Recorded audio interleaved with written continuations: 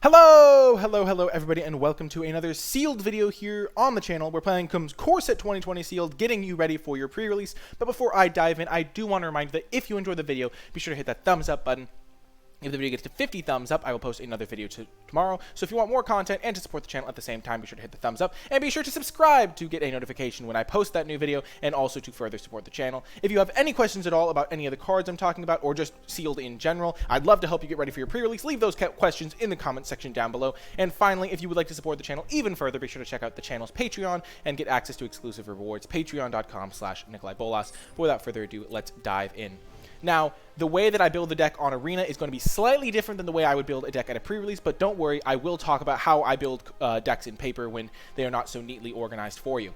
But first, let's check out our rares, see what direction we might want to start heading. Elvish Reclaimer is not a rare that I'm a super big fan of. Generally, you're not going to have time to start just sacrificing your lands to maybe grow your Elvish Reclaimer to a 3-4 like super far down the road, so this card does not pull me towards green at all.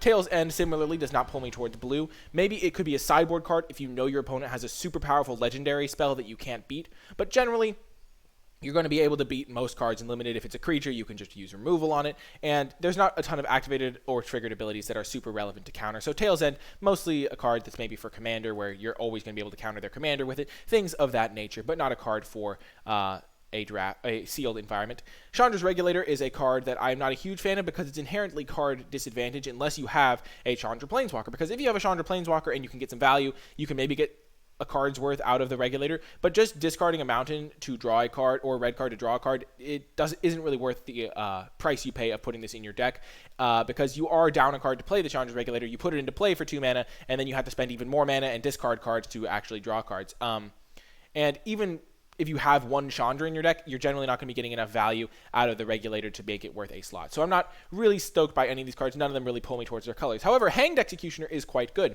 A 3-mana 1-1 that comes with another one. 3 mana for 2 1-1s is already a good deal. And the fact that you can pay 4 and exile a creature is a really good ability. Like pay 4, exile the Hanged Executioner, exile target creature. That creature never comes back. It's basically a great removal spell in that way. You can play it on curve, and then you can save it. I think you should generally try to use it as soon as you can, because a lot of the time your opponent is going to be able to kill it because it is quite small. But I think Hanged Executioner is quite powerful and definitely a card. You still get the 1-1 that it leaves behind too, which is quite nice. So this is a great rare. Gargo's Vicious Watcher is also an incredible rare. It's just a 6-mana 8/7 Vigilance. The Hydra's part doesn't matter, but like if they try to kill it, then you can fight their guys. So this card is just incredible, and I think Gargos is definitely a reason to be green, even though Elvish Reclaimer probably isn't. Elvish Reclaimer might be playable, especially if you're trying to splash, but because it can search for any land card, but Gargos is a real reason to be green. It's just incredible. And then Loxodon Life Changer is quite a powerful card as well. 6 mana 4/6, not great stats, but you gain life, like 6 life when it enters the battlefield minimum. Oh, never mind. That's not how it works. Oh, it becomes the life total becomes the total toughness. So if you have like 3 or 4 creatures, you can gain like 4 or 5 life if you are low on life, and you can set your life total to 6 if you're lower than that. And then getting like +X, where X is your life total, is just incredible. That's a great activated ability, and could definitely make this a scary card. So I think that's a decent rare. Gargos is a great rare, and Hanged Executioner is a great rare as well. So those are my best rares. And then Loxodon Life Changer is a good rare, but not insane or anything.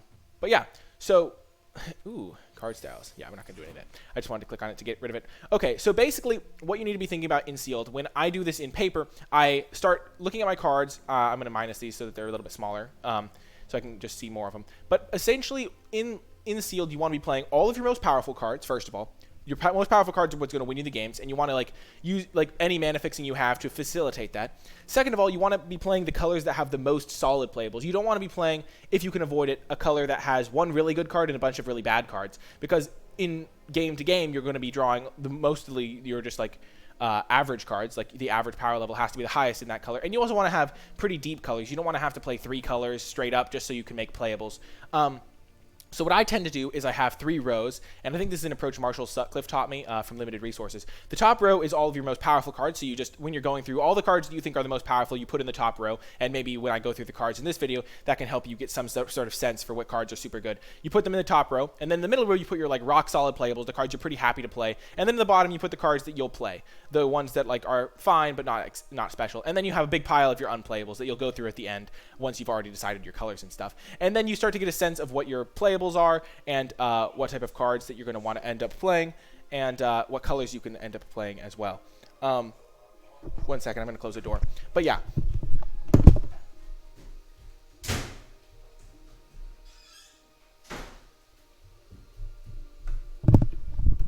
Sorry about that. I just had to close the door real quick. But yeah, you want to get a sense of what colors you're going to be playing, and the 3 piles method has worked very well for me in paper and really quickly sorts your cards. And then gold cards and colorless cards go off to the side. But let's just go through that with these cards. Glaring Aegis is a card that you don't really want to be putting in your deck. It's card disadvantage. It doesn't do enough when you play it, and is generally something you will want to avoid. So Glaring Aegis goes in the unplayables pile. Yolk Dock similarly goes in the unplayables pile. Sure, it can block like some creatures, but it never trades with those creatures. Eventually, it's going to be outclassed, and it's more of a stalling tool, and you generally don't want this type of card in your deck, because in some games of Limited, your opponent's going to have a much better late game than you, and playing a card like Yolk Dock is just a complete blank in that situation. Angelic Gift is the type of card that you can sometimes play. This would go in the begrudgingly playables pile a lot of the time, or even the unplayables pile, because 2 mana to just give a creature flying is a lot of the time not worth it, and so Angelic Gift, it could go into the playables pile. I'll just put it in here. I don't like how it adds the lands, but essentially I'll just put it in here. It's begrudgingly playable. Disenchant, more of a sideboard card than anything. You never really want to main deck this type of effect. There are certain formats where you will, like artifact-themed sets. Disenchant effects become main deckable. But at this point, I'm not confident enough that this is main deckable to be worth playing in the main deck. Moorland Inquisitor brings me to a really important point about Sealed that I want to emphasize here. 2-drops have to be really exceptional to be playable in Sealed a lot of the time. Even though Moorland Inquisitor is a fine card in Draft, in Sealed the format is slower, so you don't have to be playing 2-drops like Moorland Inquisitor. Like, sure, 2 mana 2/2 that can pay 3 to gain first strike is a good 2-drop in Draft. But in Sealed, you don't want to be playing your 2-drops that are kind of like just vanilla 2/2s for 2. You want to have your 2-drops be able to gain you card advantage, maybe just be really powerful. But a lot of the time, I see people put like really, like sometimes you can have an aggressive deck in Sealed, but usually that doesn't happen. You're going to be playing a slower deck. You're going to have maybe 3 or 4 2-drops in it, and those 3 or 4 2-drops are going to be good cards that you won't be unhappy to top deck in the late game a lot of the time, and Moorland Inquisitor just doesn't fit that bill. So while this is a card that I will play in Draft, I'm going to try and avoid playing it in Sealed unless I get a very rare aggressive deck, which generally doesn't happen in Sealed. Raise the Alarm is the type of 2-drop that I can oftentimes get behind in Sealed because it has a lot of extra value attached to it. Making 2 bodies for 1 card is really nice. It's a pretty high impact 2-drop. It's got some tricksiness involved. It can help you race in the late game by giving you some chump blockers. So this is the type of card that would go in the rock solid middle category in my thing. So this would be the bottom category. This would be the middle category of these little piles that I would be making. Battalion Foot Soldier on its own, not really a great card. Even in Draft, I don't think it's worth going for this. I know people have compared this to Legion Conquistador, which is a 3 mana 2/2 that does the exact same thing. But there are a couple of differences with Legion Conquistador. First of all, it was a vampire in a set that cared about vampires. There's no human soldier synergies in this set. And also, it was in a small set in Rivals of Ixalan, and that's when it really started to shine as a card, because the small set had less cards overall to pick from, so you were relatively more likely to see a Legion Conquistador. But Battalion Foot Soldier, especially 1 copy, definitely not making my cut in Sealed. If I had 3 or 4, I might play it in Sealed, but I'm not going to go for it in Draft either. Hanged Executioner is one of those cards that goes in the top category. Great common. Inspiring Captain could go in the bottom category. It's a card you'll sometimes play, but generally not going to be super happy playing. And even in Sealed, I don't really think this is going to come together all that much because you can't build enough of a go-wide deck. So I'm just going to leave it in the unplayables pile. Dawning Angel, a rock-solid playable, a card that you're pretty happy to be playing, especially in Sealed where you want to have evasion as a way to win the game. So that would go right in the middle pile. Loxodon Life Chanter. Oh, wait, I didn't talk about Squad Captain. Squad Captain is a card that you can't really build around enough in Sealed to make it worth it. So I'm just going to leave this one on the sidelines for now. Just 5 mana for a 4/4 Vigilance wouldn't be good enough, and I don't think I'm going to be able to make it much bigger than that, given that I only have 1 Raise the Alarm type effect. Loxodon Life Chanter either goes in the Rock Solid or the higher tier playable, so I'll put that in as well. So, as you can see, I only have 5 white cards in this pile, 2 of which are, I guess 1 of which is not that great.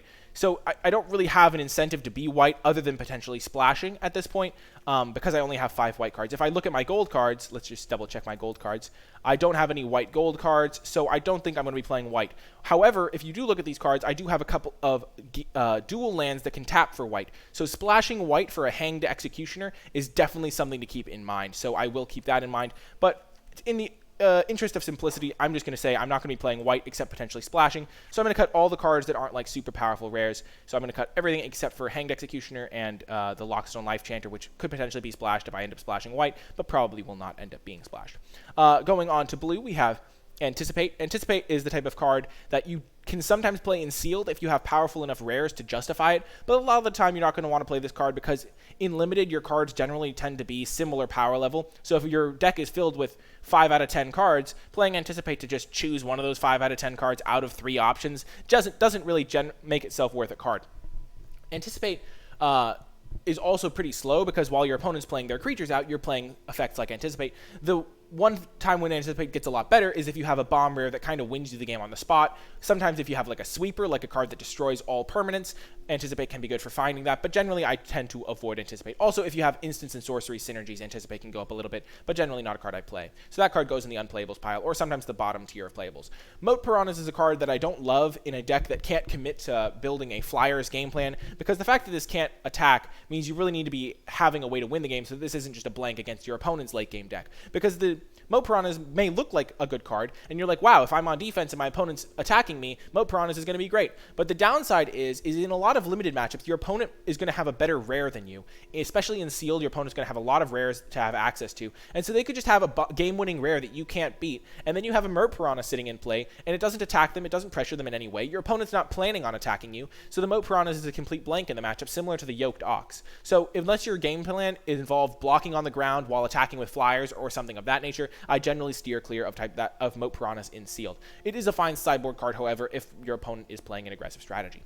Tail's End, I already talked about, not a card I'm looking to play. Zephyr Charge is the type of card that I would consider sideboarding in for some matchups in sealed only, because some matchups you just can't win otherwise, you just really need a way to win, but I don't think it's playable in draft, and it's not a card that I would ever really play. It's more of like a sideboard, like very situational card rather than a great card. Cloud Conceer is a excellent card, though. It's the type of card that can just be very solid at all stages of the game. 3 mana, 2/1 flyer, draw a card. It's just very, very powerful, and I think it's probably the best blue common as a result of that. Definitely a card that I'm going to be putting in either the rock solid playable category or even the higher tier of playables. A very good card indeed. Then next up we have Convolute. Convolute's the type of card that I really don't like in sealed. It's relatively easy to play around, and also it is a not hard counter. So in the very late game, your opponent's going to be able to cast their cards, play around Convolute, and in the early stages, you don't really want to be holding this up a lot of the time. So it's probably the bottom tier of playables, but I generally tend to avoid it. I'll put it in for now, but it's not a card I'm super excited to play, and you don't really want to play multiple copies. Sage Rose Denizen is a card that is, I think, mostly going to be a sideboard card. You can sometimes side it in as a way to beat a control deck. You can sometimes also main deck it if you have enough of a graveyard synergy. So if you want to be milling players, this card notably says target player. So you can mill yourself, which can be really useful if you have cards that return creatures from your graveyard to your hand, or you use the graveyard in other ways. So Sage Rose Denizen, more of a graveyard synergy card, but not a card that I really just play in any deck. So this is the type of card that you would put in your unplayables pile because a 3 mana 2/3 is just not good enough, but you could either sideboard it in, or when you go back through all of your cards at the end looking for synergy pieces, Sage Rose Denizen, you might be like, aha, I'm playing a blue-black self-mill strategy with a lot of excellent graveyard recursion things, and I want my Sage Rose Denizen then, but I'm not going to start with it in this deck. Winged Words, excellent in sealed, excellent in draft, I think. 3 mana draw 2 is just a good card in sealed. Divination, and this has upside where if you have a flyer, like Cloud Conceer, or Hanged Executioner, you get to draw it for only 2 mana, which is even pretty relevant and a nice upside. So Winged Word's definitely going to make the cut. Bone to Ash, also going to make the cut. 4 mana for a counterspell is very slow, but you do draw a card, which gets you that nice value, helps you get ahead in the sealed, and also sealed is slower, your opponent's going to have more bombs that you want to counter, and they are going to have to cast their creatures eventually, so I think Bone to Ash is a fine card, especially to play only 1 copy of in sealed. Fortress Grab, I don't think is the card that I really want to be playing. I'd much rather play this in a draft deck that cares about flyers, and then I play this as like my way to stonewall the ground, kind of like Moat Piranhas, but for similar reasons to Moat Piranhas, not a card I want to be main decking. Octoprophet, I think, is quite solid. 3/3 measures up nicely against a lot of the format, and Scrying 2 justifies the extra cost for making it 4 mana, so I think Octoprophet is a solid card, and one that I'm relatively happy to play. It's just in the bottom tier to rock solid playables, probably the bottom tier, but definitely a card that I don't mind playing. Yarok's Wavecrasher is just a great card. There's pacifism in this format. There's decision. What's it? No, it's not decision. It's sleep paralysis. There we go. Which are enchantments that tap a creature, and it doesn't that make essentially neutralize a creature. And if you play Yarok's Wavecrasher, you can return your own creature to your hand and kill their removal spell essentially, which is just very powerful. You can also reset enters to the battlefield triggers like Cloud Conceer or things like that. So Wavecrasher is definitely an excellent card. It's also an elemental, so very powerful card, probably in the top tier category. Frilled Sea Serpent, a solid card to play in sealed. Very big, like it's not like insane. It's probably the bottom tier of cards, but it is a card you can play if you need a 6-drop to win the game, and I wouldn't mind playing it, though I would be happy to cut it. Scholar of Ages, quite powerful, just can buy back 2 instants or sorceries. If you have a lot of instants and sorceries, this card's really powerful, especially because if you ever get back 2 cards, you can just kind of crush your opponent. It also loops with Soul Salvage, so at your pre-release, if you see a Scholar of Ages, check to see if you have a Soul Salvage, because that's a really powerful loop. Essentially, Soul Salvage is 3 mana to return 2 creatures from your graveyard to your hand. If you play Scholar of Ages and it dies, you can then get back Scholar of Ages with Soul Salvage and 1 other creature. Play the Scholar of Ages, get back Soul Salvage and 1 other instant or sorcery, and essentially your opponent has to disrupt the loop or kill you before you just get infinite value and win the game. So Scholar of Ages is quite powerful. Definitely going to make it into the deck if I have enough instants and sorceries.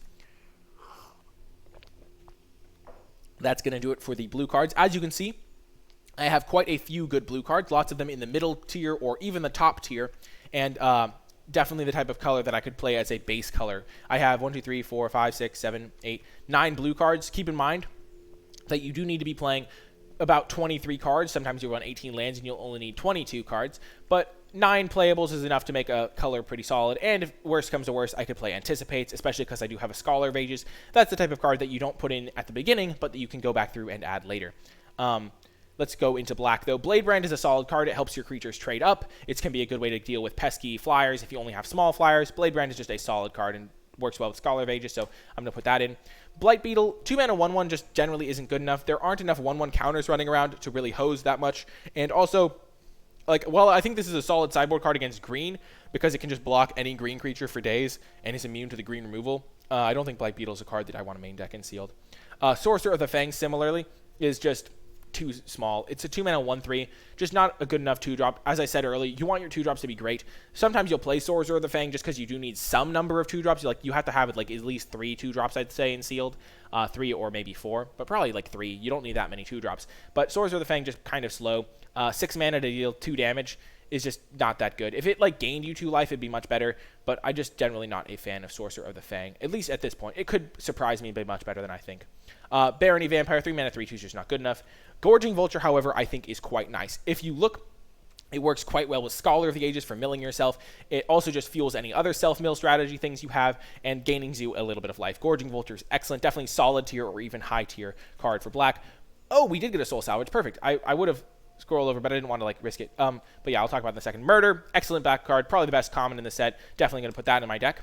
Top tier card. Soul Salvage is excellent, especially if I have a Scholar of Ages. That's just a really cool combination, especially because I have 2 Gorging Vultures. If I draw one either Scholar of Ages or Soul Salvage, and then mill one of the other over with Gorging Vulture, I just come really close to setting up my combo. Soul Salvage is excellent. Oh my gosh, double Gravedigger. I can talk about that loop in a second too. Unholy Indenture, not a playable card. There's just too many ways to punish this. They can remove your creature in response to you going for the enchantment. They can bounce your creature with Unsummon. That just doesn't do enough to be worth it and not a playable card. Gravedigger is excellent though. It gets you a lot of value when you play it, and if you have 2 Gravediggers, you can loop them. Because if your one Gravedigger dies, you can play your other Gravedigger to get back your first Gravedigger, and then keep looping them and essentially have infinite 2/2s. That's a pretty cool combination, and it used to come up a lot more because Gravedigger used to be a common back in the olden days. So Gravedigger, it's less likely to get 2 when it's an uncommon, but when you do get 2 of them, it is generally quite powerful. So it's looking like my blue and my black cards are quite nice here, and maybe splash white for Hanged Executioner or Lockstone Life Chanter. Just generally looking quite powerful. I've got my Scholar of Ages, a Soul Salvage combination with Gorging Vulture. I've got Murder to get back. I've got Anticipate to help find combo pieces and get back as well. At this point, I think Anticipate does make it in if I end up in this strategy. I'm not going to add it quite yet, but definitely a card to keep in mind. And then I don't even need to splash white probably to make this strategy worth it. Thought Distortion's a card I'm still not sure about. I want to give it more experimentation though, because I've had great success with it in certain matchups. If your opponent ever casts a card draw spell and then before you've gotten to turn 6 and then you Thought Distortion them, I've actually nabbed 3 cards, which is just very powerful. In a slower format like Sealed, Thought Distortion is potentially a playable card, so I really want to experiment with it more, so I'm going to start with it in the deck. So after going through black and blue, if you see my black cards, I have 1, 2, 3, 4, 5, 6, 7, 8 great black cards. I had 9 good blue cards, and then there's a couple of clunkers here and there that I could put in, like I could put in a Sorcerer of the Fang and Anticipate to just make playables. Just generally when you're getting a sense of what colors you want to play, you don't want to be going too deep on the... you don't want to be going putting in all of your cards. You want to get a sense. Next up, we have red. Oh, also, I remember from before that I have a gold blue-black card, Tonebound Lich, which is definitely a card that would make my deck, so just a good thing to keep in mind as well. That's just going to be another playable when I get to the gold cards. Scorch Spitter, not a playable card, even in draft. 1-mana 1/1s generally need to have a lot of upside to be worth playing, because as soon as your opponent plays a 2-mana 2/2, which is very common, or a 2-mana 1/3, or pretty much any 2-drop, your 1-drop is just completely blanked. So you need a lot more than that for a 1-drop for it to be good, so Scorch Spitter probably going to be on the sidelines. Next up, Chandra's Regulator. I already talked about this, not a card I'm happy to play. Ember Howler, I think you want to be heavy red before this card becomes good. Like, you want to have 10 mountains in your deck, because you really want it to be better than Shock, which Shock obviously is a high bar to clear. You need to have it be better than, like, you need to be able to consistently cast this as a 2-mana 2/2. And if you have to wait until, like, turn 4 to cast your 2-drop because you have, like, 3 swamps and 1 mountain, it becomes a lot worse. So Ember Hauler, not really the type of card I'm going to look to play in. I mean, it's a fine card. It's definitely a rock-solid playable, but not a card that I'm, like, super hyped to be playing if I'm not, like, 10 mountain deck. Unchained Berserker, I think, can be a solid main deck card for an aggressive deck, and a sideboard card for when you play against white decks. If you're an aggressive deck, you're just going to be fine with a 2-mana 3/1 in certain formats, like, because you're going to be trying to attack. If there's enough 1/1s running around, it can really hose this type of card. But keep in mind that the common that makes 2 1/1s, Raise the Alarm, makes white 1/1s, so Unchained Berserker can't be blocked by those. So I tend to start Unchained Berserker as a sideboard card, but if I'm going back through my cards at the end and I see some, that I'm aggressive enough, I'll maybe consider putting Unchained Berserker in the main deck. Destructive Digger, just a solid card. 3-mana 3/2 with an activated ability that's pretty useful in the late game for drawing you extra cards, is just a fine card in my playbook. Daggersail Aeronaut, 3/2 on flying on offense is pretty nice. A lot of the time you're not going to want to block with this, but it still trades reasonably well with 3 power, so we would put that in the solid playables to low tier playables. Keldon Raider can filter through your deck, get you some extra value, and is a solid card overall. But if you look at my red cards, I'm just going to finish going through them all, but there just generally isn't a reason to be playing red here, so I'm just going to, you'll see it in a moment. But Lavakin Brawler, solid card if you have enough elementals, but we don't really know how much elemental synergy we're going to have or need. Tectonic Rift, I think you can maybe play 1 copy of this, but I don't generally like this type of effect because it just kind of is too niche. You have to kind of have a really specific situation for this to do good work, and there's a lot of flyers in this format, so your opponent's going to be able to block a lot of the time anyway. Fire Elemental, just not good enough. Just 5-mana 5/4 needs to have more abilities to be playable and limited, even though it is an elemental. Reduced Ashes, okay removal, but not insane. You're fine playing 1 copy, but not usually going to want to play more than that. Ripscale Predator, solid big creature. Dragon Mage, a little bit better big creature, though it is pretty squishy. It does do a lot of the removal. There's murder in the format, so expensive cards that don't have enters the battlefield effects are generally not where you want to be, I don't think. But Dragon Mage is a solid option. But if you look at the red cards, there's just not a reason to be red. I have enough good blue and black cards that I'd much rather just be those colors, and also there's just, I don't have like a powerful rare or anything. I don't have any like 10 out of 10s that really draw me into red. All these cards are just kind of mediocre. Going into green, Elvish Reclaimer I already talked about. I probably wouldn't want to play this card by itself, so I'm just going to leave it out for now. Healer of the Glade, as I said before, creatures that have 1 power need to have a bit of upside. 1-mana 1/2, not really big enough in limited, even though it does gain you some life and is an elemental. I think it might be a sideboard card if there is an aggressive strategy that has a lot of 1 toughness creatures running around. But Healer of the Glade, generally not a card I'm super happy to play. Sed Scorpion, on the other hand, is a fine 1-drop in limited because it has essentially infinite power if you think about it. Death Touch gives the creature infinite power in combat, and your 1-drop will trade with their creature at some point. So it can keep attacking, it can be hold back on defense, it can hold back like 4 drops for 5 drops even. So Sed Scorpion is a card that I'm happy to play. Oh my gosh, I have 4 copies of Rabid Bite. Rabid Bite is an excellent removal spell. Green decks generally don't get great removal. They usually have to get fight spells, but Rabid Bite is a very good removal spell because the creature just does its damage to the opponent creature, especially because green has a lot of big creatures a lot of the time.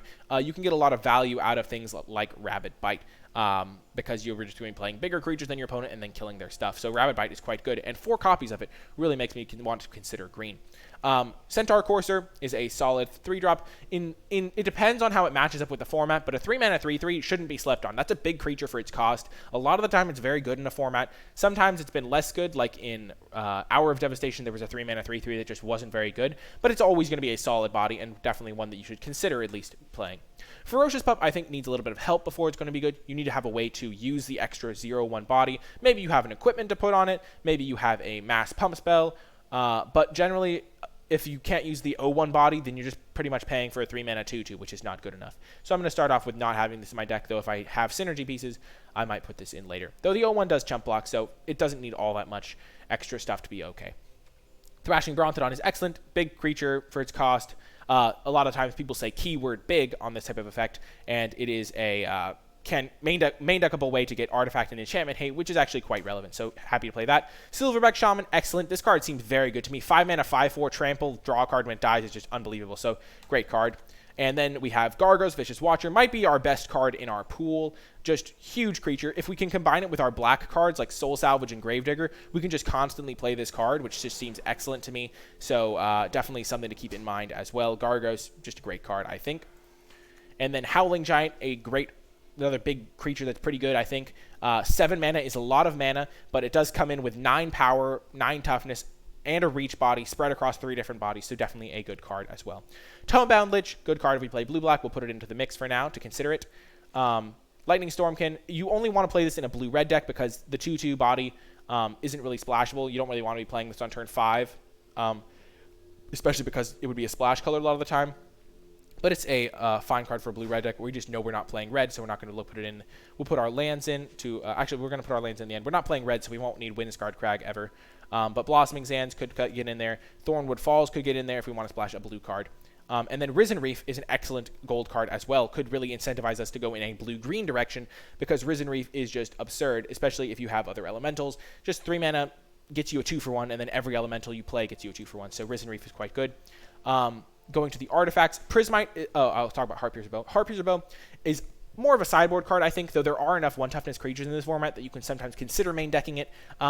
Just keep, if you have one of these in your sideboard, just be watchful of what creatures your opponent plays and whether or not they have enough targets. You generally want to have, like, maybe 5 targets before Heartpiercer Bow becomes good, but it could definitely be a potent card.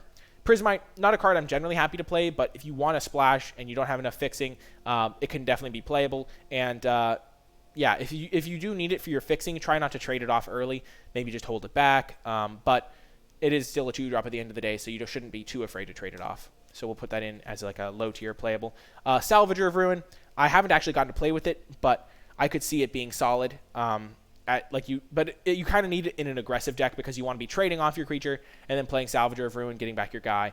That being said, I'm not a huge fan. The problem is yeah, you have to sacrifice your Salvager, so it's like, yeah, it's kind of tricky. I don't know. I want to try it out.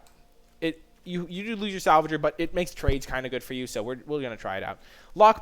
Anvil Right Raptor, just too expensive for a 2/1. Sometimes you'll have synergy, like it's got good synergy with Blade Brand because the Death Touch happens before their damage, but I'm not going to be playing Anvil Right Raptor. Diviner's Lockbox, I think, is pretty much unplayable outside of a monocolor deck because in a monocolor deck, you're going to have like 17 swamps, say, and so you can name Swamp, and then you have like half the time you'll hit a swamp and draw 3 cards, which could be a nice ability, especially in a monocolor deck. We're often stretching for playables, but Diviner's Lockbox is generally not that good.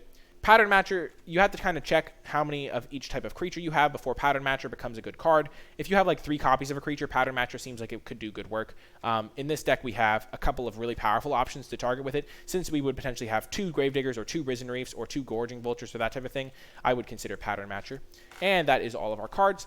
Now, at this point, of course, as is tradition, we're not going to use... should we use the M20 sleeve? Let's just use the Soul Ring sleeve because it is my favorite one. But now at this point, we've kind of gone through all of our cards. We still have a couple of cards we could add, like this Anticipate could get in there, the Sorcerer of the Fang could maybe get in there. But here, we're just going to look at it in this view, see what we are working with. So as you can see, we have a couple white cards we might want to splash. We have not a lot of 2-drops. We have some good green. There's actually a really neat tool. It shows you how much of each color you have. We have 13 green, but keep in mind we have a triple green card. We have 12 blue and 9 black. Let's just see how many green cards we actually have. We have 1, 2, 3, 7, 8, 9, 10, including our best card, 11. So we have a lot of good green cards. We want to be playing green in this deck. There is the consideration of the blue cards combined with the black cards, like because of the little combination between Scholar of Ages and Soul Salvage. However, I think that the strategy we are going to go for will be a blue-green strategy, making use of Risen Reef and any other elementals we have, like Yarok's Wave Crasher, and then combining that with our a green card, so blue-green, and then maybe splashing black, because our black cards, a lot of them are single-colored and therefore relatively easy to splash. The Murder would have to go, but with 4 copies of Rabid Bite, we kind of have a lot of removal anyway. We have a lot of card draw, and let's just see how that deck would look. Keep in mind, though, we can just go back to the black deck if we so choose. Thornwood Falls would also help us fix. And then I don't think we want to splash the Hanged Executioner if we're already splashing black for some really powerful cards. So let's just see how it ends up working out. Yeah. So we're going to cut the Hanged Executioner. And then in certain, if this was a best of 3 environment on Arena, it's not currently, but we could definitely just consider sideboarding into the blue-black deck if we were playing a grindy matchup where we could like guaranteed assemble our Scholar of Ages combination. But let's just see how our blue-green deck looks if we then splash black just for maybe the 2 Gravediggers, because Gravedigger is quite a powerful card, and maybe probably not the Tonebound Lich. Would we maybe even want to splash that one? But yeah. We could consider splashing white, though we do have a lot of very heavy green costs, so I don't think we want to play Frilled Sea Serpent. We already have the big department kind of covered. Let's just put Gargos as our featured rare. You want to be playing all of your most powerful cards, and Gargos is definitely our most powerful card. Getting it back with Gravedigger seems excellent. We're not going to be playing Blossoming Sands here. How many multiples do we have? 2 Centaur Coursers and 2 Octoprophets and 2 Gravediggers. So, yeah. I think Pattern Matcher is definitely a solid option with 2 I don't think we want to play the Centaur Coursers, though, because we do have a lot of options. I'm not going to play the Convolute. It's just a card, as I said, it was kind of in the lower tier of playables. Sedge Scorpion works especially well with Rabid Bite, so I'm pretty happy to play that. Prismite's a solid enough 2-drop. We could consider cutting the Soul Salvage because we are splashing Gravediggers already. And then we might want to consider cutting Scholar of the Ages because we already have a lot of expensive cards and not a ton of instants and sorceries in this deck. We have like 1, 2. So not going to run that. And then at this point, we're just splashing for Gravedigger. So we can probably cut one of these for another forest because we do really want to have triple green. Probably want to run 9 forests even. So this gives us kind of 1, 2, 3 for these 2 cards. I think we want a 3rd copy. So we could consider running 18 lands. Maybe we do have 7 drops, 5 drops, and a lot of ways to use our mana in the late game thanks to Gravedigger.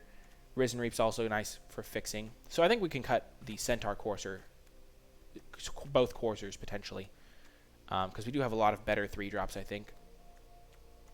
So yeah, let's cut the Centaur Coursers.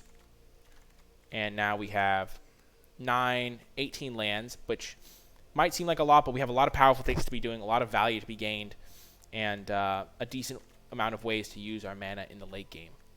So let's just go back through, make sure we're not missing anything. In blue, we do not have any extra cards we would like to play. Scholar of Ages is not ended up particularly good in this deck. In green, don't really... Hey, Elvish Reclaimer. Yeah, let's put him in. I forgot about him. We can play him over one of our swamps, let's just say, because he kind of fixes for our mana. And that's kind of a nice little effect. That's why you go back through at the end to double check. We're not going to splash Tonebound Lich. And there aren't any black cards we wanted to splash. Murder's a really good one, but we can't splash a double-colored card. And yeah, this is looking pretty solid. I like this deck a lot. I'm glad we discovered that Elvish Reclaimer at the end. We now have 9 green sources, 7 blue, which seems like a solid amount. Maybe we do want to go... what would we cut? What's our worst card?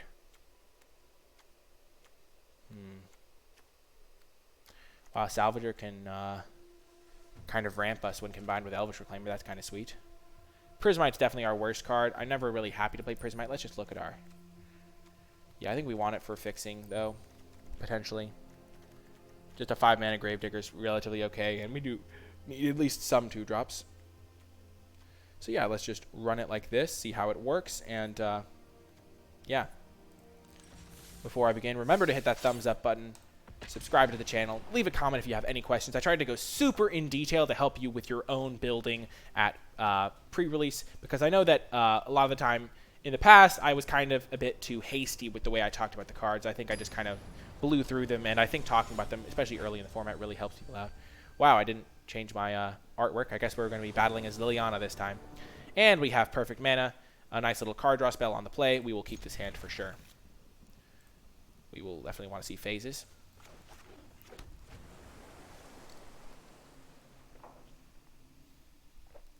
Yeah, pretty happy with this hand. And we get to play our gain land. Nice. Even though this gain land isn't in our splash color, it does help us by giving us more consistent mana. Because now we already have 2 green sources. Okie doke. We would rather play our 2-1 than our straight up draw cards, especially because this makes this cheaper, and we can go this into Octoprofit and have a nice little curve assembled, and then we can maybe go Rabbit Bite into Winged Words. Playing the most efficient spells at all times is really a nice thing to do, especially when you can start just playing things on curve. And now we could go Octoprofit into Pattern Maker on Octoprofit, which is a nice little addition too. So our Octoprofit matches up really well against the 2-3 my opponent is dealing with. So we will just play the Octoprofit, get that scry value. We do probably want both of these because we are going to be drawing some cards. So let's put this land on top. We do want to make sure we have triple green. If you see here, we have only 2 green sources, so that's what I'm thinking about with this forest. And also we have a lot of ways to use mana. We have a Pattern Matcher to get another Octoprofit. We have a Wave Crasher, so we don't mind drawing these extra lands. And we don't want to get mana screwed by any stretch of the means here. Getting up to 6 mana is a key for our deck, especially because we're going to be getting more scry out of the Octoprofit that we're going to be getting. Frost Links, sure. I'm fine with that. Oh, right, my opponent's going to mill me. But that wasn't guaranteed to happen by anything, so that's okay for me. I also have 2 Grave Diggers in my deck, so I'm not worried about milling Keith cards. We drew the Octoprofit anyway.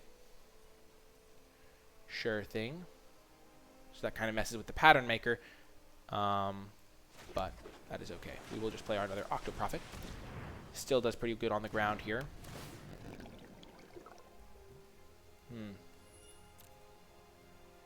So we probably don't want both of these. We just want to draw lands. Let's just put both on the bottom. Actually, let's put this on the top, because we can play Winged Words to try and draw into a land next turn. And Thrashing Brontodon plus Winged Words would be a very good turn for us. Let's attack. So we're playing against blue-black control. Let's just hopefully... wow, Warden of Evos Isle, sure. If he mills me, we're okay with that.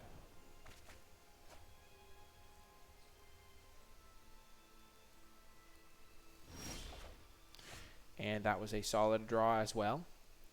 We can lead off with this, follow it up with a Yarok's Wave Crasher. My opponent did miss a land drop, keep in mind. Oh, that is an excellent series of events there. Grave Digger is going to be excellent, especially with this Pattern Matcher. Now we want to consider using our Octoprofit to kill the Sage's Denizen while attacking with everything. Then we could maybe trade if they don't double block. Yeah. So my thought process here is my opponent's probably going to trade Warden for Cloudkin Seer. I don't mind that trade. That's a fine trade. I will be left with 2 3/3s against my opponent's inferior ground forces. But I want to be able to attack with the Octoprofits, so I'm going to kill my opponent's Sage Rose Denizen with my Rabbit Bite here. Then I can... I'm considering that at least. So then I can attack with everything here. However, I think playing Risen Reef is just a tad better than those plays, because it can potentially ramp me, and I don't need to do anything right now. I can just develop my own board, and I can even get my second Risen Reef with my Pattern Matcher. And if I hit lands, I can start ramping myself to my Gargos. I want to save my Gravedigger, and I'm going to just offer the trade here with my Cloudkin Seer. I'm very fine with that. I can Gravedigger it back and then Cloudkin Seer, getting triggers off of my Risen Reef. Yeah, I'm in very good shape for now.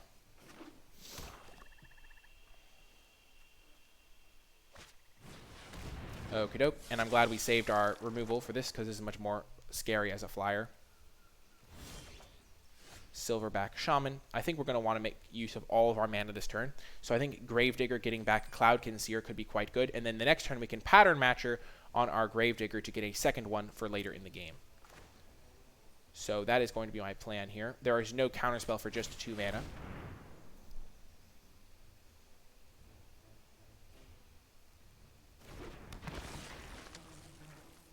Even though Thrashing Brontodon is bigger, this one gets me more card advantage. And at some point I'm going to kill this Sage's Denizen, so there's no risk of me milling out.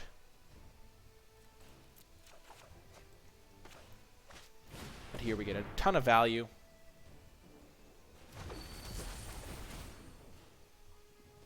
We get multiple triggers that can draw us cards, just get a lot of value, and we can even pattern matcher onto our Risen Reef if we get our second Gravedigger milled or something.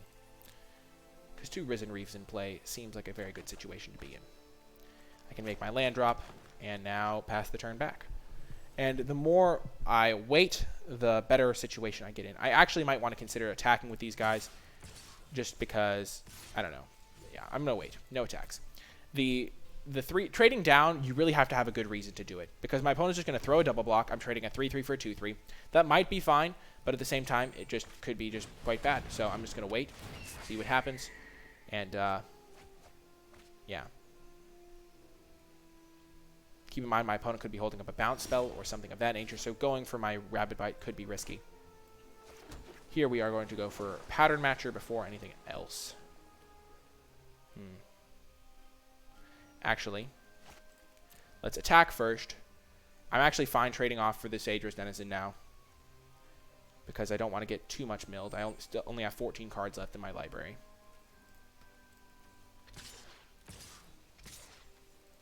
Attack with 3. If these trade off, and if this trades for some stuff, I'm fine. Oh, right. Oops. That was really bad. Yeah, I forgot this had flying. Whoopsie daisies. That was really bad. Yeah, that was a mental misstep, as they say. But no worries. We don't want to go for our Rabid Bite until my opponent taps out. We're going to get our Gravedigger here. And we're just going to play our Silverback Shaman. So I sacrificed my Cloud Conceer for no reason.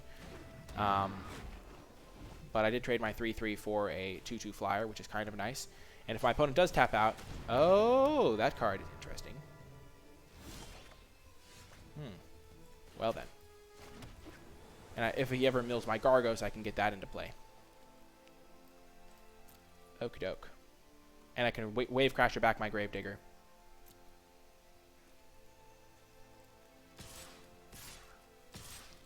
Let's attack with everything.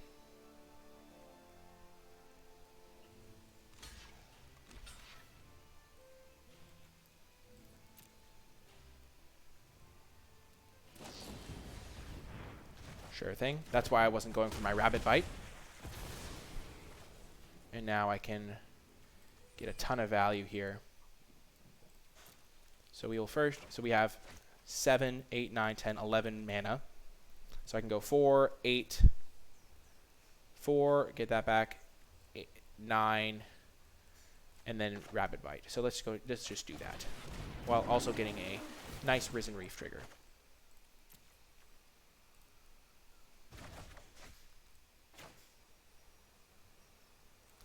Let's play the Silverback Shaman. And then while my opponent doesn't have blue mana up, we will kill their Aedrus Denizen. And they could have returned it. I don't know why. Oh, they can only do this during their turn. Right. Right. That's what. Yeah, that's why I did that. For a second, I was like, wait, why? And then, yeah. Feral Abomination, sure. We're fine with that. Nice draw. We're going to start holding up this card because we are pretty far ahead. So let's just attack with the Silverback Shaman. My opponent is probably going to block. They do not block. So let's just play another lethal threat and hold up our Bone to Ash. So other than sacrificing my Cloud Conceer for nothing, essentially, this game has gone pretty well for us.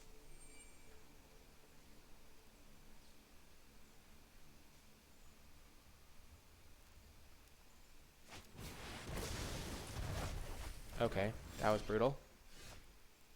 We do have a lot of mana in play, though. So let's just play this guy back out. Gives us a lot of pressure. And then we'll play...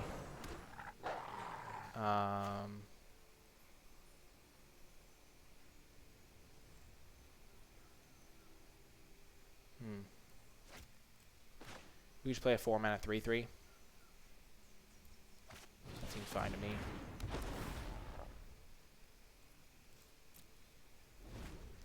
Yeah, because then that plus a wolf is lethal. Meteor Golem, sure.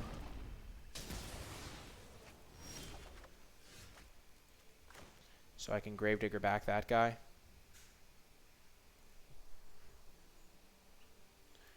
So first we're going to attack, put my opponent to 1. He has to block the 3/3 or he's dead.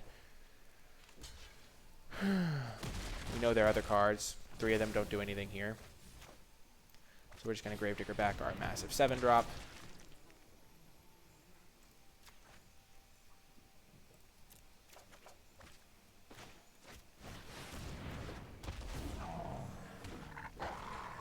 And that should be game.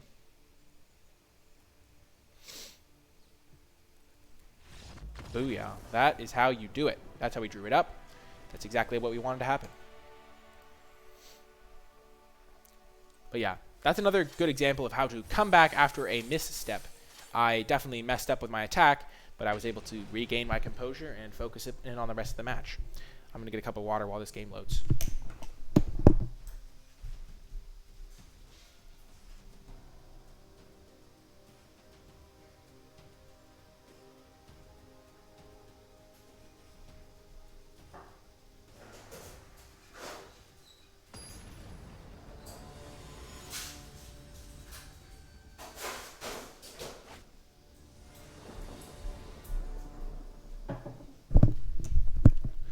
Hello and welcome back.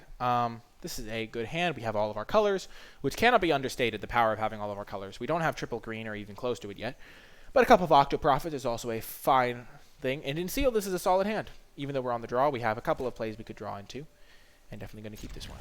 My opponent did mulligan. I'm liking where we're at.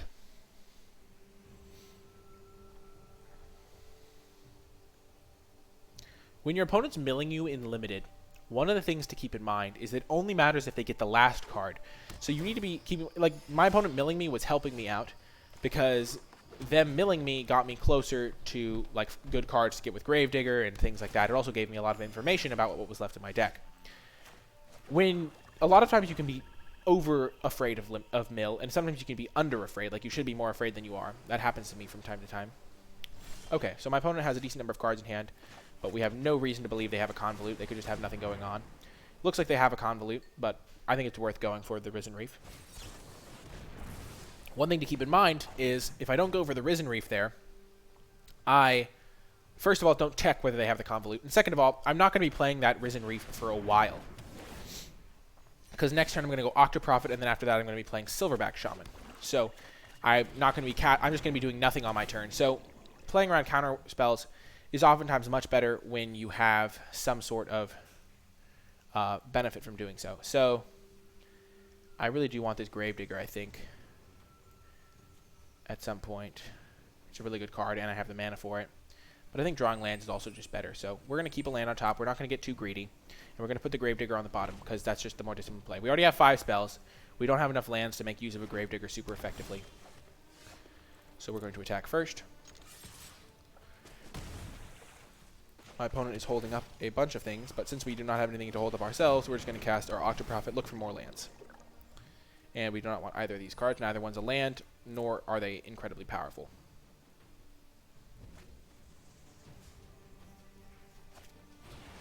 Okie doke. So we will just cast our Silverback Shaman. No attacks. Silverback Shaman can take down this card for 4 mana because Rabid Bite will become more expensive to do so. We can also just attack, which is good.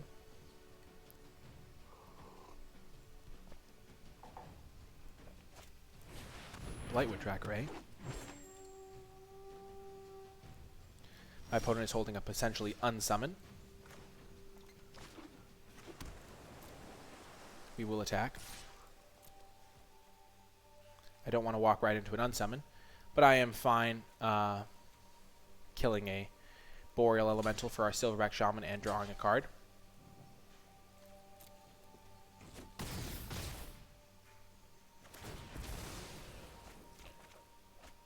Now I can play this card next turn.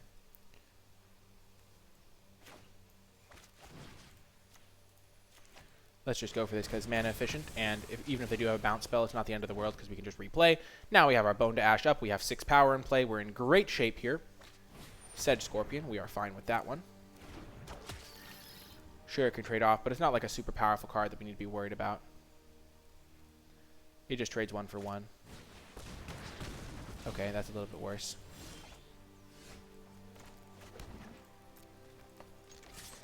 We're going to trade this one off because that means that our 7-drop has the maximum chance of doing good work. So maybe using the Bone to Ash would have been smart. But as it is, we know my opponent has a lot of spells in hand because they've been missing land drops. We're just going to add our massive creature to play, and then we can use Rabbit Bite and maybe start holding a Bone to Ash. Again. Frilled Sea Serpent. Oh, that was a very good draw. So we're going to start with this land. We will attack. We will use Rabbit Bite to finish off the Frilled Sea Serpent. What do we have in the graveyard for our... Yeah, we will Gravedigger back a Silverback Shaman, I believe. Take action. And then we are just going to kill their Frilled Sea Serpent rather than hold up a Bone to Ash.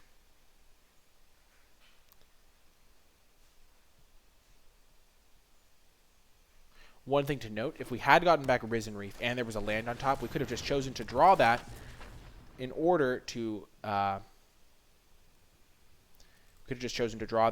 get back our yeah. Oh, that's actually really good for us, so we can just kill that. That was a very good draw. Actually, some might even say an incredible draw.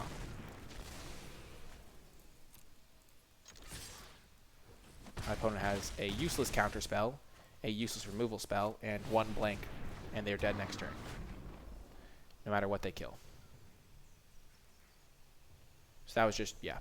But yeah, as I was saying, Risen Reef is a May ability, and you draw the card if you don't put it into play. And since we had not made a land drop that turn, we could have then played the land untapped and held up our Bone to Ash. So that would have just been a very high-tech play. So keep that in mind. Risen Reef is optional, so if you have not made your land drop for the turn, you probably just want to draw it so that you can put it into play untapped. Okie doke. 2 up, 2 down.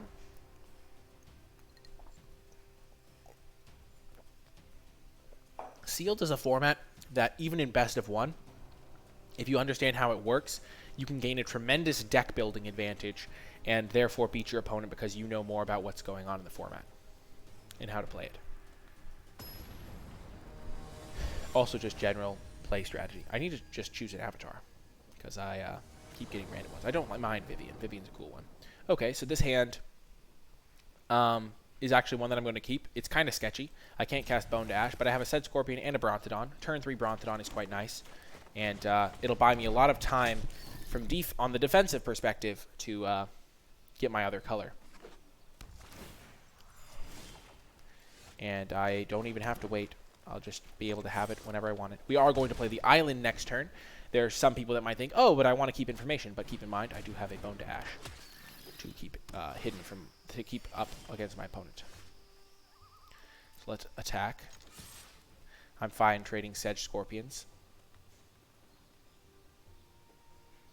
And if they do trade, I'll play the Brontodon.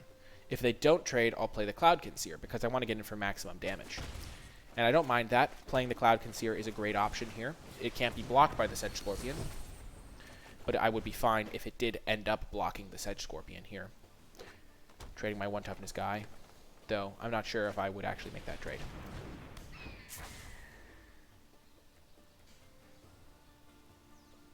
I've already shown myself willing to make a trade like that. So, let us attack with both. And then play Brontodon plus Reclaimer. Perfect. My opponent has made the trade, which is excellent for me, because now I get to get both of my guys into play. My Reclaimer can start finding the lands that I need in the colors I need. Prismite could also do that same job. But my 3/4 is going to do good work here.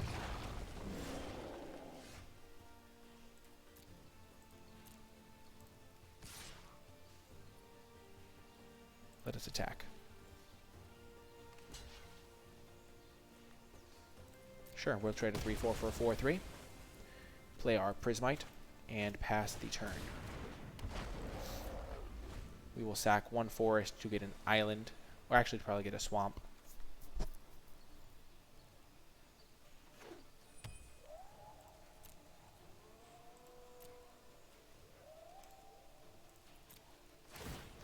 Given the way they played this, I'm actually going to get a island here so that I can hold up Bone to Ash.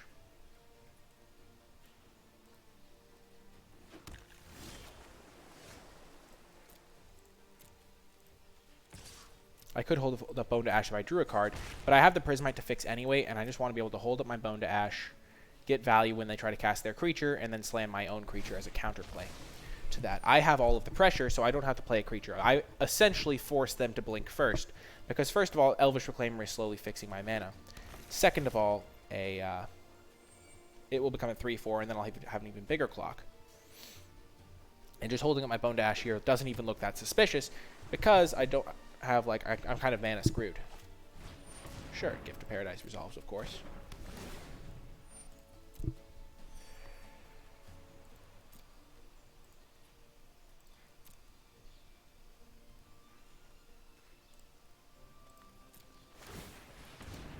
We will sacrifice this to get another forest. Because we want to be able to cast the Silverback Shaman, but we do want to grow this guy. And while we are mana screwed, we do not want to get overly rushed in this situation. We can just hold up our Bone to Ash. It just becomes more and more convincing that we're mana screwed. Winged Words, sure. My opponent is playing around my Bone to Ash quite effectively, but I don't even mind because I am pretty much mana screwed.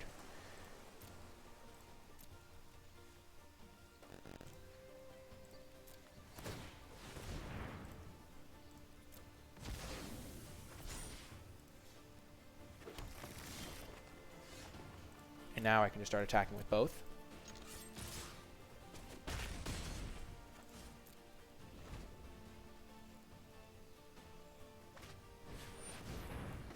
We will counter that. It's probably a bait, but I don't mind. It does keep me in a good spot. And now if they cast a second spell, I can potentially resolve. Ooh, nice. Silverback Shaman of my own.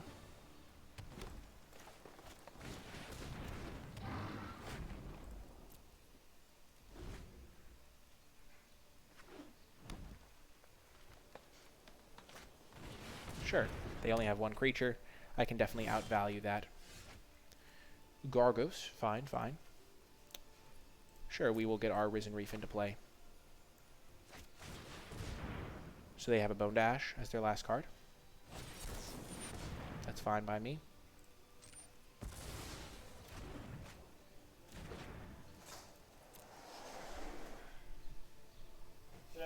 Let's think.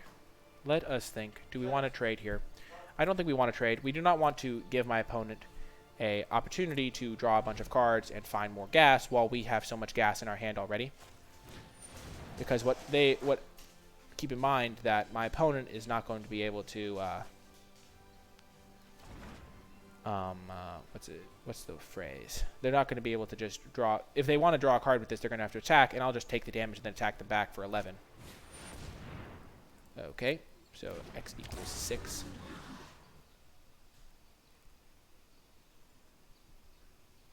What are they going to kill?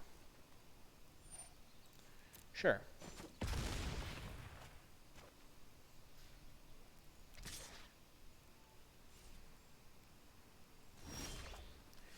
More lands is good, especially because we have this Gargos. We really want to keep this Prismite alive. No attacks.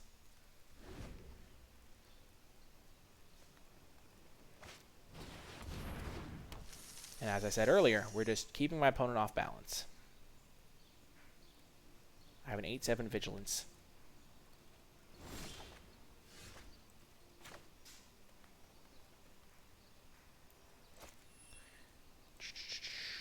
And I'm going to start getting a ton of value soon. So let's play this.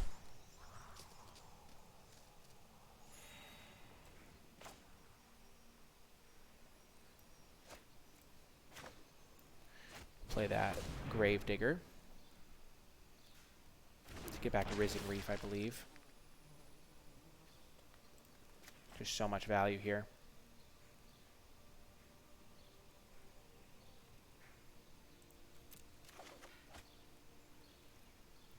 We want to play the Gravedigger because if this thing ends up dying, it's better for us. We have so much value that we don't even mind the Moldervine Reclamation. And at this point, we're just going to sit back for a moment. Okay. So they're using their Unsummon. They're not going to play 3, 6, 7, 8, 9, 10, 11. So they can make a 9, 10 that can kill our Gargos. Keep in mind that when Gargos becomes the target, he can fight something. So he can kill their Silverback Shaman.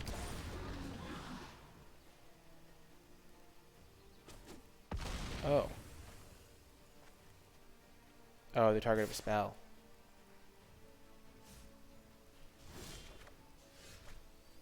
So let's start off with our Risen Reef. We're just going to bury my opponent in card advantage here. We can just go so much wider than them. Oh, that was a really good draw. Now we'll play the Wave Crasher. Bounce the Gravedigger.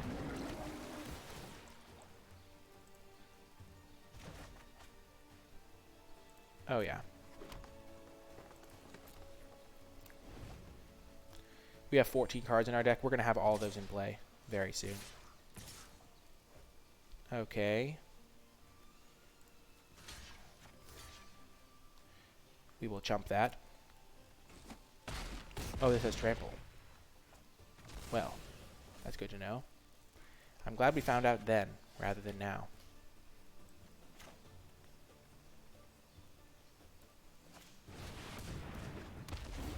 So we got a bunch of power into play, and then we can kill the Netcaster Spider.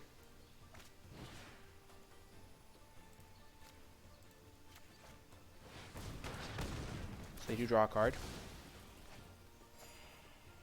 But they have 9, 14 power. We have 5, 6, 9 blocking.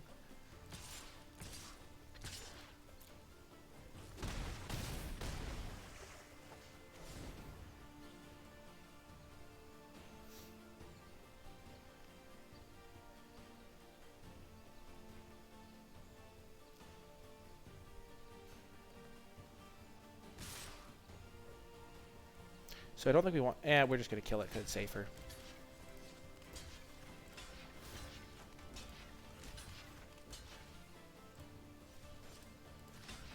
Let's block there.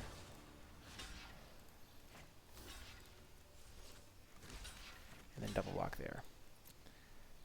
This just plays against Unsummon better.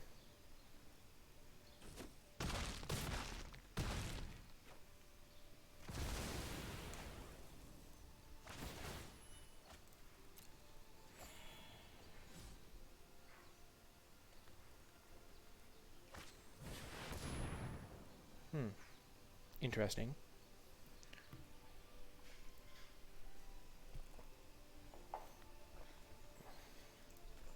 Oh, man. We might Gravedigger into Gargos. That's an option as well. Because we have the mana to cast it, I think. Oh, no, we have to draw a land to do that.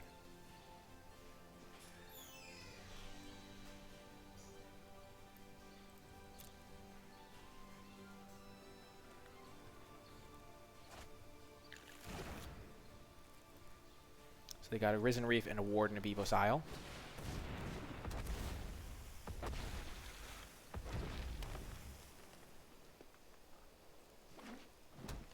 So I think they did the trick where they just drew the land instead.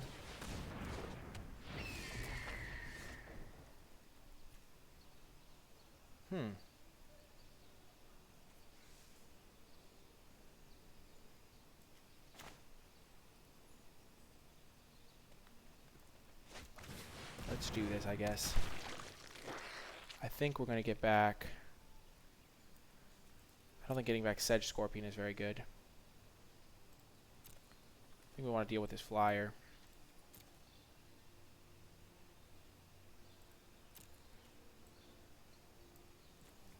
So we can block 5, 9. Yeah, we have enough.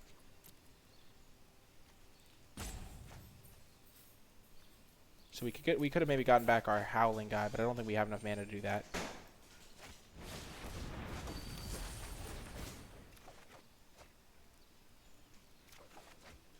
Done. Play this. play Salvager of Ruin. I think we just want to get as much on the board as possible.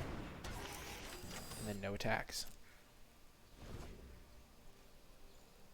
This guy's very big. Okay.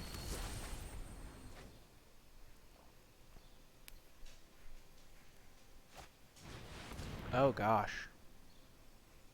That's terrifying.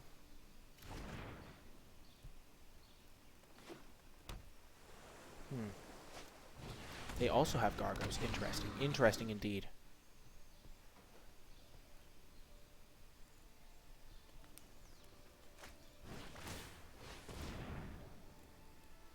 Oh my gosh.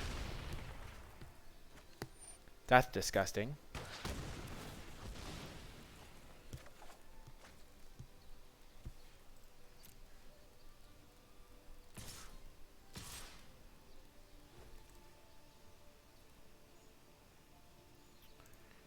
Okay. So, 1, 2, yep, we lose. Well, you can't win them all, and my opponent did have this massive Hydra that they got to cast. That's a very good rare in that situation. We just weren't quite able to leverage our card advantage against them because they, I think they, yeah, not necessarily like got lucky, but I don't know. I feel like we made pretty solid decisions that whole game, so I'm not going to beat myself up over it.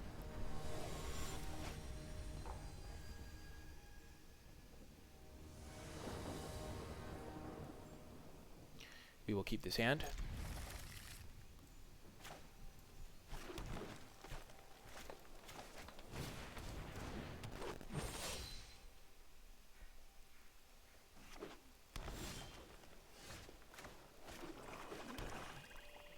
Next turn, we are just going to set up for our Risen Reef. Get our blue mana.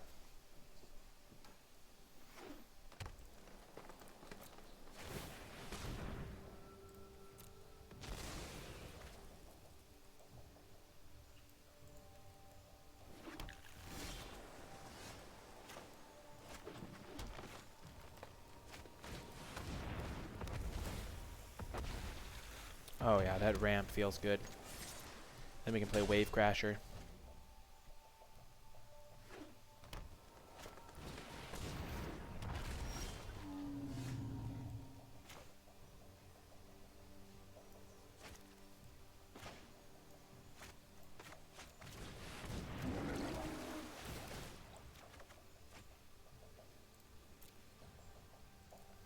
We'll return that guy.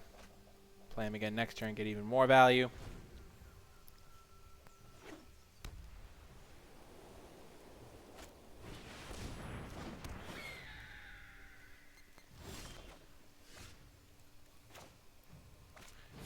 So this is where we're going to get to employ the trick.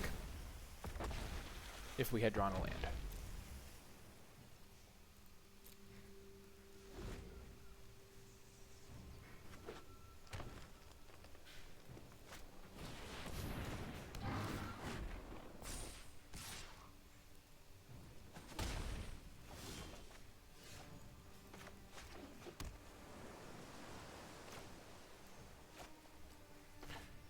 So my opponent is going to get value pretty much no matter what out of this thing. So the question is, do we want to just... I think we're just going to play 2 creatures here. This plus a Sedge Scorpion. Ooh, 2 lands. That's nice. That's nice. We're going to keep those both on top. Keep the forest on top first because we already have a swamp. We just want to get to 7 mana so we can play this guy on curve in air quotes. We have 2 Rabid Bites, so we can cast both of those next turn, potentially. Or we can cast just 1 and hold up Bone Dash. And Master Splicer, eh?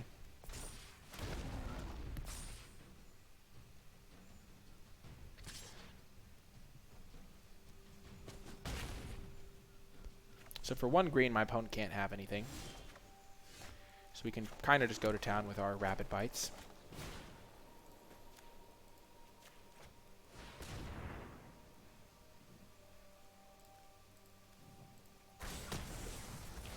And now, since they don't really have a high priority creature, we are just going to pass.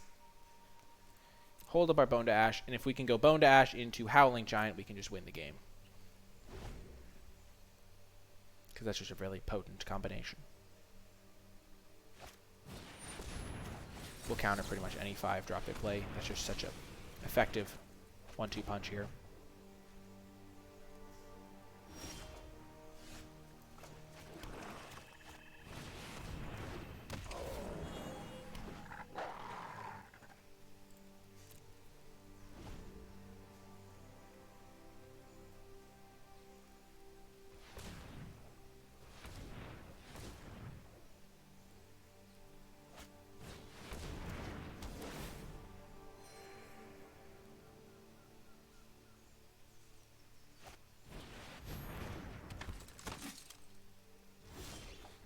Wow, I didn't even realize how good Gargos is with the 4 Rabid Bites I have. Okay, so we have the Infinite Gravedigger loop. Maybe there was a point last game where I had a Rabid Bite in my hand when I had Gargos. I didn't think about that. Maybe I could have won the game if I'd done that. I'll definitely be sure to check that back later, or maybe someone in the comments was already yelling at me. Not yelling, helping me out. So they're all tapped out, so this could be a good time to go for a Rabid Bite. Kind of want to kill that with a Rabid Bite.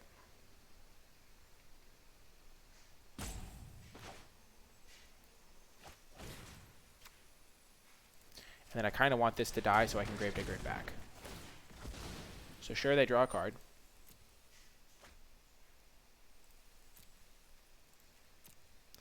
Let's attack with both of these guys.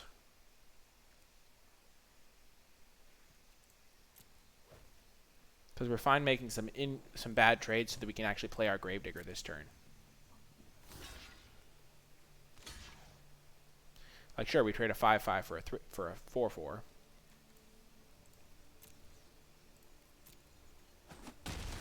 Now we get to Gravedigger back our 5/5, so we can cast it again next turn. And we get 2 more wolves, and yeah, seems good to me. Oh, there's a splash involved. Just a splash.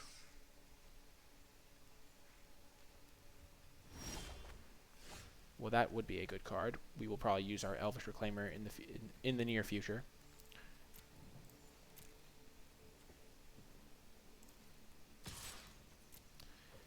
I'm fine trading this off for some stuff. Hopefully the Thrashing Brontodon, because that unlocks attacks with my 3/3.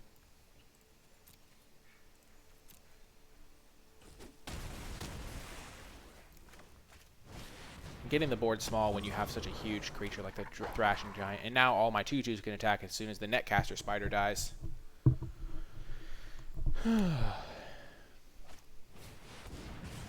Sure.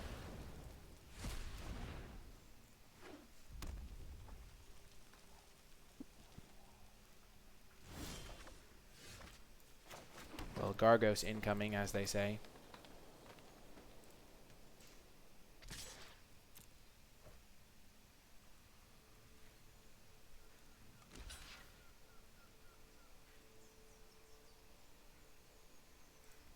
Sure, sure, sure.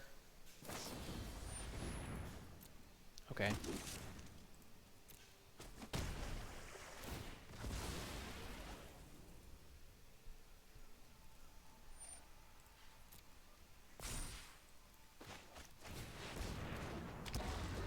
So we will use the Elvish Reclaimer to try and get it into a 3/4. We'll just sack a forest to get a forest.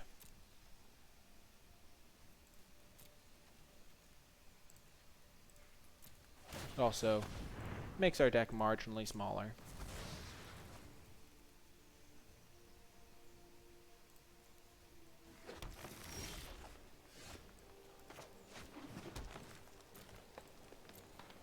Just attack for 8.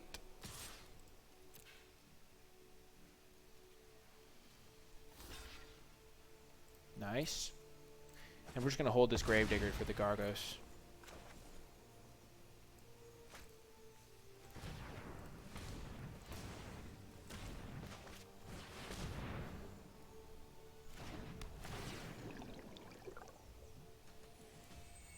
Sure, we'll take a Thrashing Brontodon. It's an above average draw.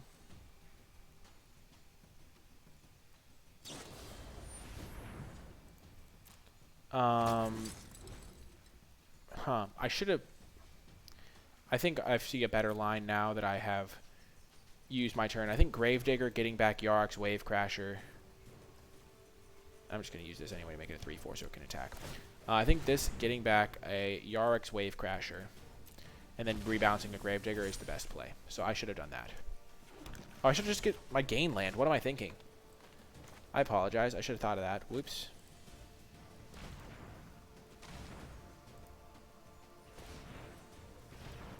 Yeah. Whoopsie daisies. Sorry about that, folks. I should always just get my gain land with my Elvish Reclaimer.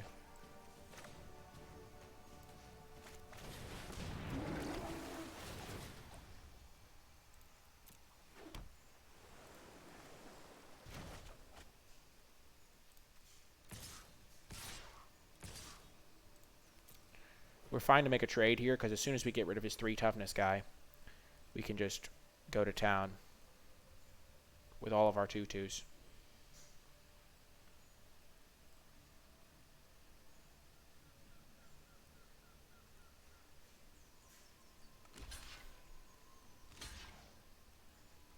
Yeah, killing Netcaster Spider is a huge priority. Because now all these wolves can attack. And the Gravedigger.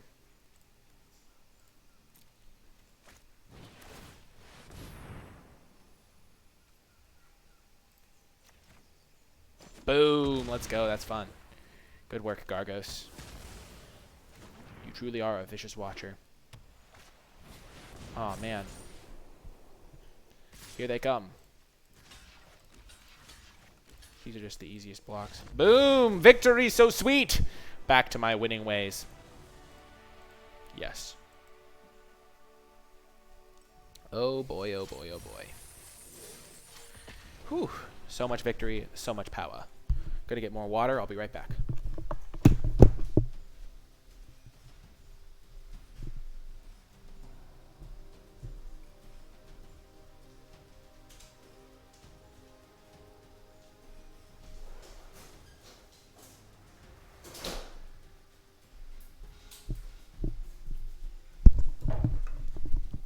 I am back.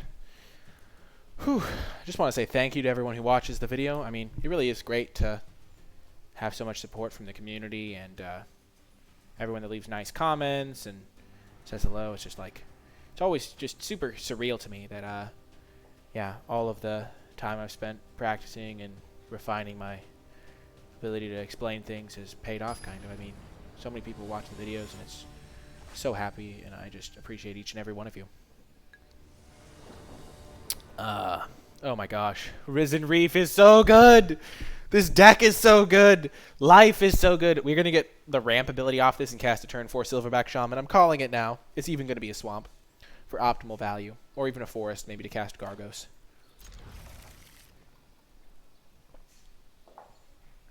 Wow. Too much value. This deck is too powerful. Too many good things going on. Ah, Prismite. That is adorable. Now even if we don't hit the ability, we still have the Risen Reef. I hope they don't have a Risen Reef of their own on turn 3. That'd be less fun. Thank goodness. Wow. Cloudkin Seer.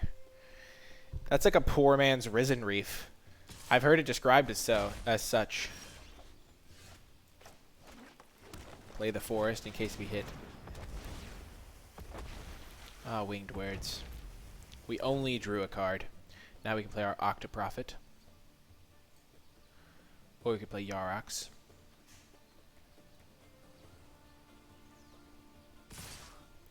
We kind of already have a lot of value, so I'm just going to trade here.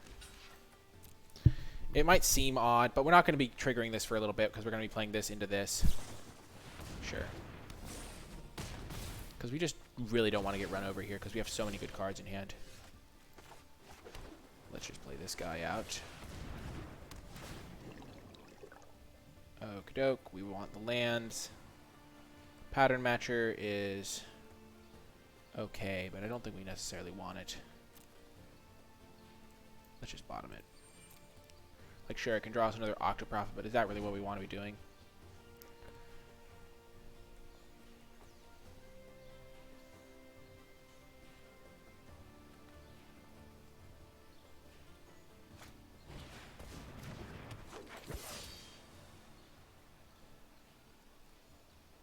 Attack me, buddy.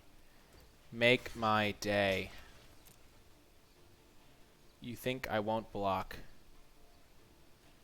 What world do you think we live in? Thank goodness. I'm so happy that traded. I was so scared. I was like, no, please. Please trade. Oh, man. The classic. The true classic. Yes. Yes.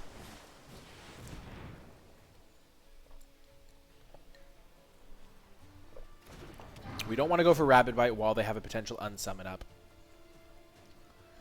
But they're likely to have to tap out here. We can kill their flyer, solidify the ground, try to draw our own flyers. I think this deck would be like better if we had a Netcaster Spider to deal with flyers. But so far, I think Rapid Bites can hold down the flyers, and we can just value the rest.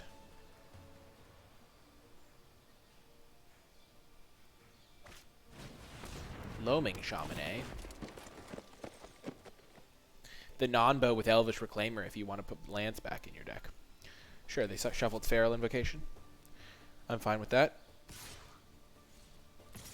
We will kill the Cloud Conceer because it does put us on a 6-turn clock, and we don't have any answers in the near future. And now that we have a second Rapid Bite, it's even more obvious. And we will play the Prismite to give us more defense against their creatures. And now we can Winged Words on the following turn, but we really don't want to just take a hit for no reason. And we will pass back. We are not currently looking to race. We have a decent amount of value in our hand. We don't need to worry about this until it gets up to 6 mana, so we can just do other things. We don't have to kill it immediately or anything. We're going to save our Yarok's Wavecrasher for potential value.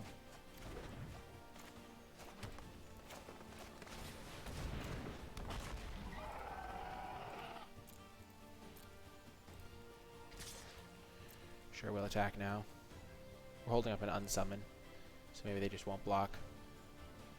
But if they do block, we trade off, and we get to draw a card. So at this point, we just want to put the pressure on them while they're mana screwed.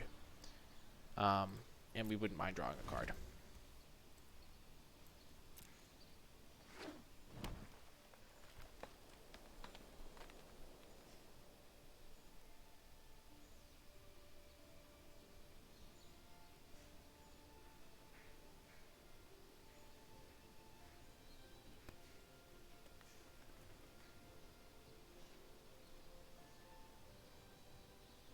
Are they going to kill my Prismite? That would be funny.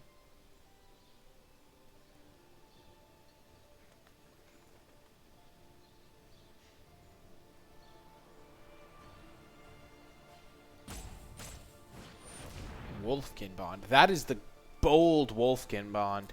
Considering I just made an attack that kind of represented Unsummon.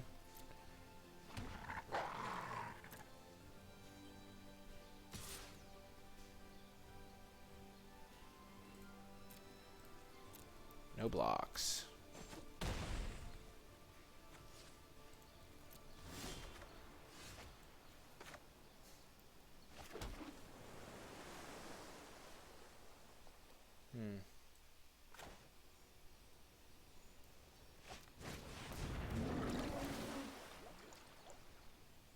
Oh, man, I messed that up. We're going to return this guy, this little guy, to our hand.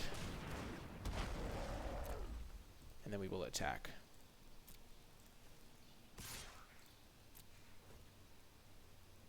We can sacrifice the Brontodon to kill the Wolfkin Bond.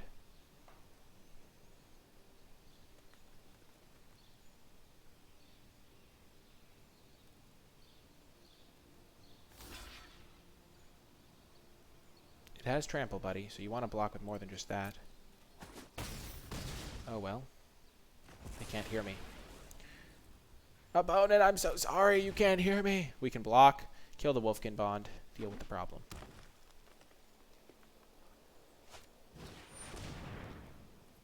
Oh, that is bad news.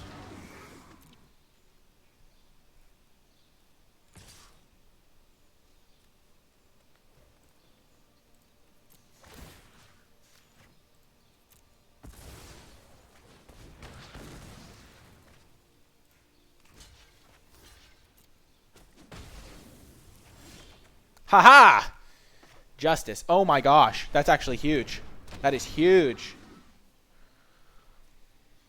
Fights up to one target creature. So we can kill 2 of their guys. So we can fight this into this.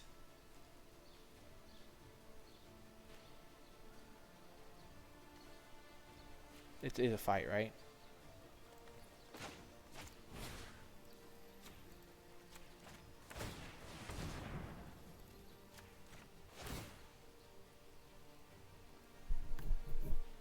Sure.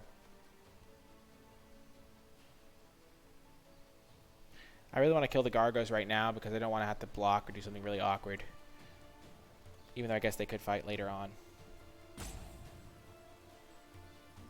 So I ended up pretty ahead here. I think my opponent could have killed my Silverback Shaman in that deal. In that exchange. Sure, we'll let them trade. That puts me in a great spot here.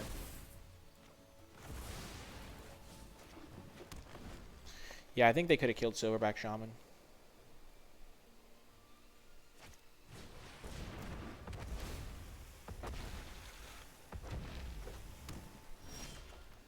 Huh. Cloudkin's here. We'll do it pre-combat in case we find a rapid bite.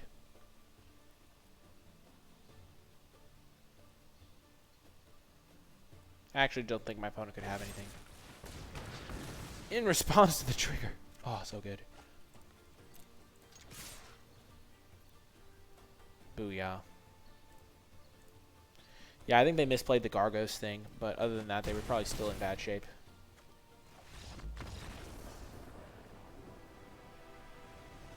That's the downside. They probably had that plummet in their hand for a while.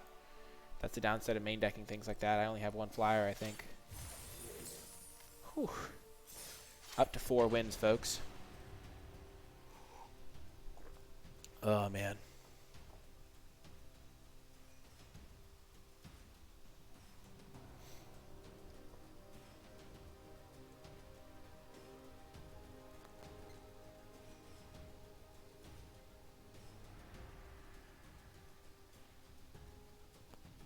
Okie doke, waiting for opponents. They are too afraid to face us.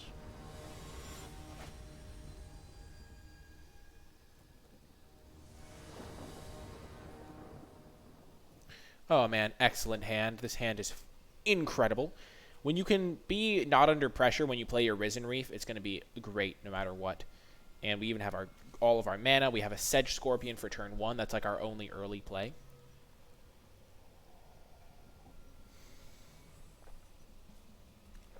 I'm glad I lost to that Gargos, because now I understand how good Gargos is in our deck. I truly understand the power of Rabid Bite and Gargos.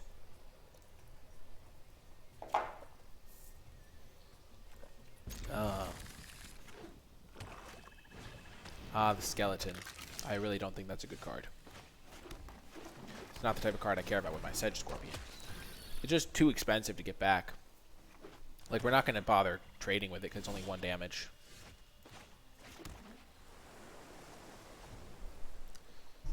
We want to have double blue on turn 4, and our opponent's mana screwed, and so we're just going to win this game easily.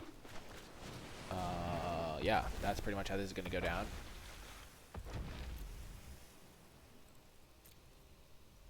I like how you don't even have to reveal the card. Black, red, eh? Mask. That is sad.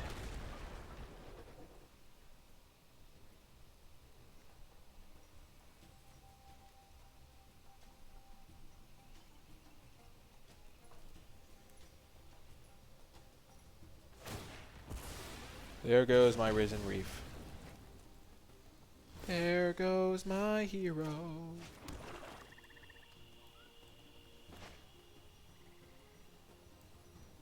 I'm just going to use it right now.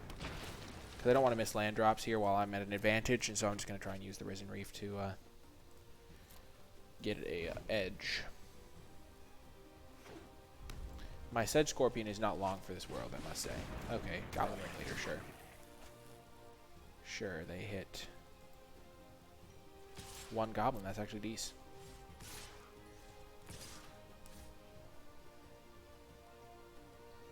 I'll definitely trade.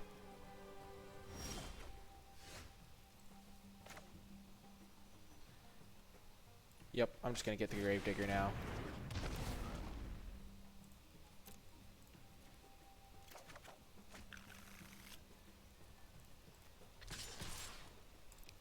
Let's just trade things off. It's going to get pinged anyway. And I have a 3/3.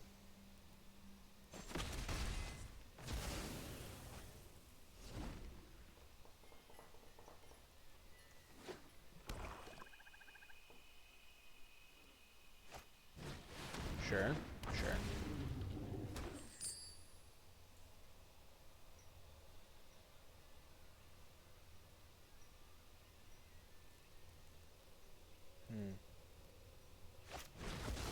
Wow, that is an uninspiring use of the 2 treasures. That was a great land draw. We can now play Brontodon. I think we're just going to play Rabid Bite and Risen Reef, though. This isn't long for this world, but we can get a nice bit of value anyway. Want to kill that.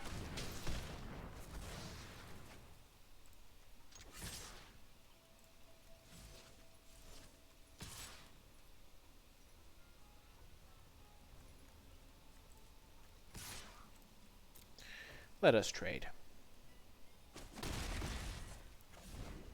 And we will trade with the Risen Reef with the Goblin Bird Grabber unless they kill it pre-combat. But if they do kill it pre-combat, then they've had to sacrifice something, so. We're getting more value out of this Risen Reef than we would have otherwise. Because it was not going to live long. I'll tell you that much. This mask is definitely putting a crimp in my tail. Ooh. Oh, goodness. Goodness gracious me, that is scary.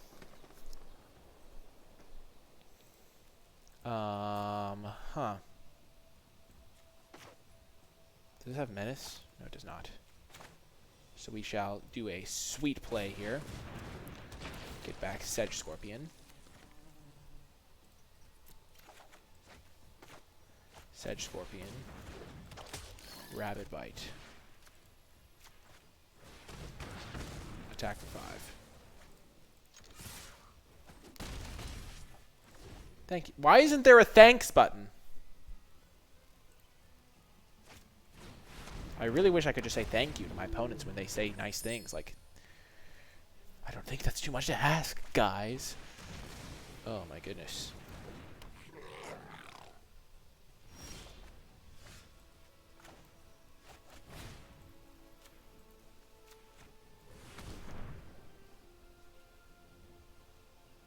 If their last card is Shock, I get a little bit wrecked here. I should have just used it with the Pattern Matcher.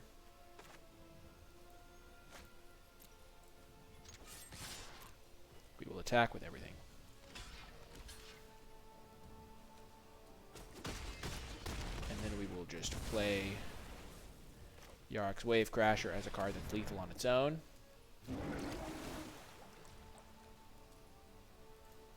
Turn the Sedge Scorpion. My opponent can pay 3, put the guy into play, and then equip this. That would be 6 mana. They could chump that, then kill my Sedge Scorpion.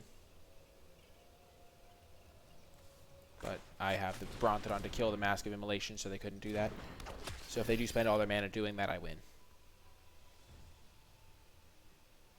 Because I can kill the Mask of Immolation before they would be able to block and then jump. Okie doke.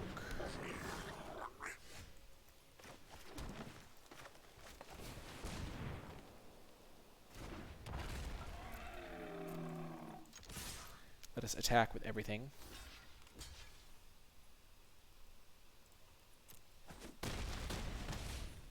This is a good state of affairs for us. We can now chump block whatever, counter whatever they play to block.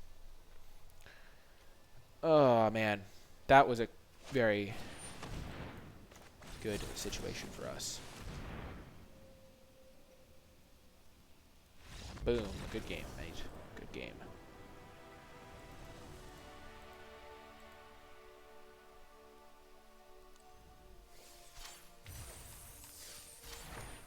We're up to 5. I'm feeling it, boys and girls, ladies and gentlemen. Things are going well. Gonna get more water. I know I've said that every time, but it's kind of hot here, and my cup isn't that big, so you know how it is.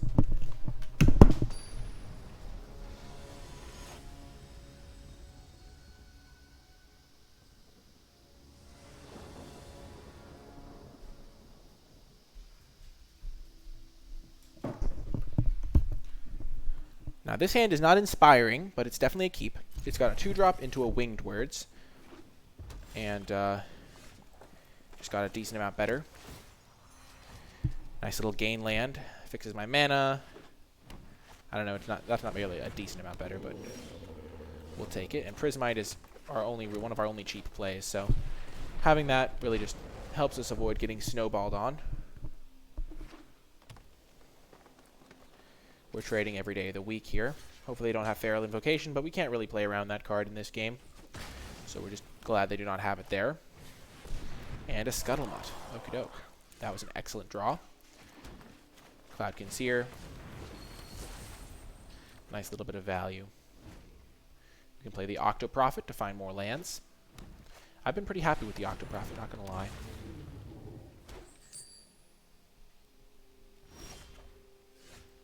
So we will just get the Octoprophet out there, and then we can play Winged Words and Rabid Bite in the same turn next turn. Kill that Rapacious Dragon, potentially. We definitely just want lands, so we're going to get rid of both of those. Definitely gone. No attacks.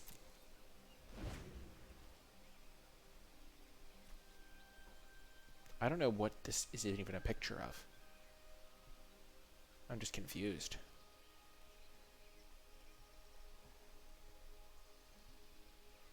This is definitely a pretty good draw for my opponent if they are going to play like a 7. Oh, man, they did play a 7-drop.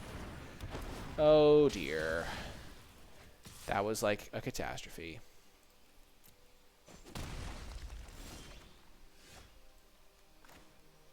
So hopefully we hit some lands here. Perfect.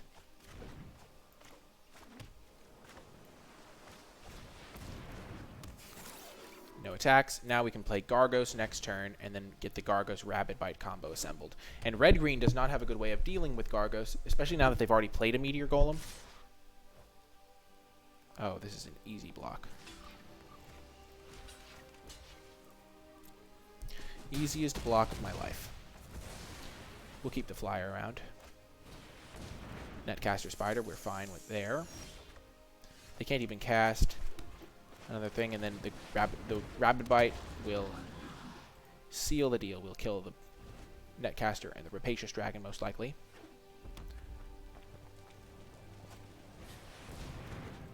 Perfect.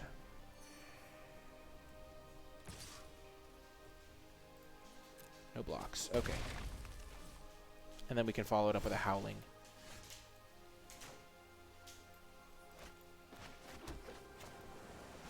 We're just going to play the Shaman first because it's easier to just tap like this.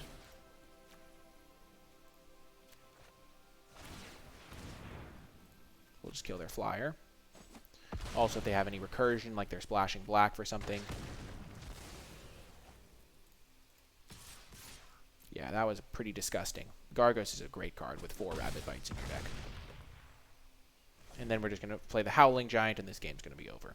So my opponent kind of had like a dream draw. They had a 2-drop into a 3-drop that ramped them into a 5-drop that ramped them into a 7-drop on turn 4. Or on turn 5. We just kind of rolled over them. Wow, they go to exactly 1. Okie doke. Deal with that, mate. And even if they do kill everything, we can just Gravedigger it back. Good game. And we are playing for 7 wins, folks. Whew! Let's go.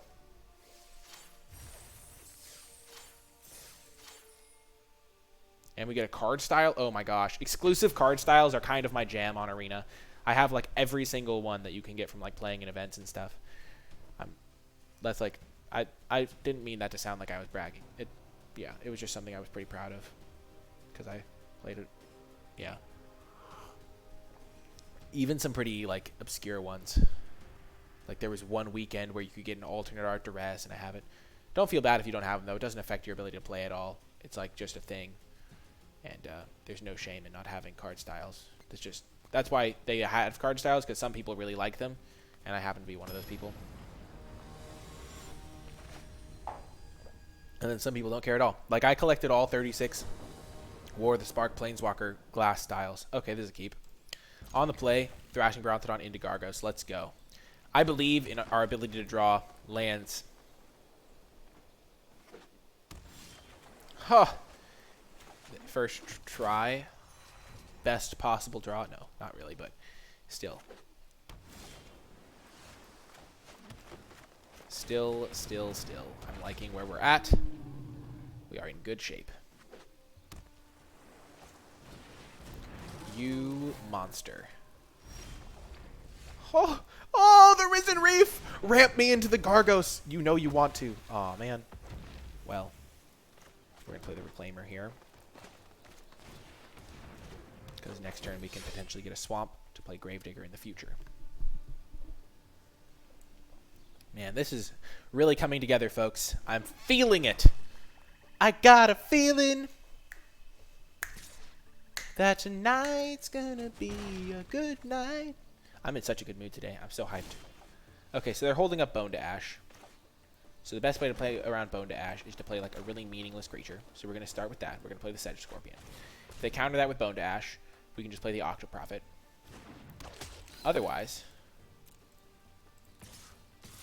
we can just attack. There's some consideration to baiting, but since we're so far ahead, we're almost positive they have Bone to Ash. There's no way they have 7 cards in hand there. No, they had 6 cards in hand, and they don't have a play. Like, what are you trying to say, mate? So we managed to sneak a Sedge Scorpion past, but we still have a decent amount of power. The Elvish Reclaimer is going to start ticking away.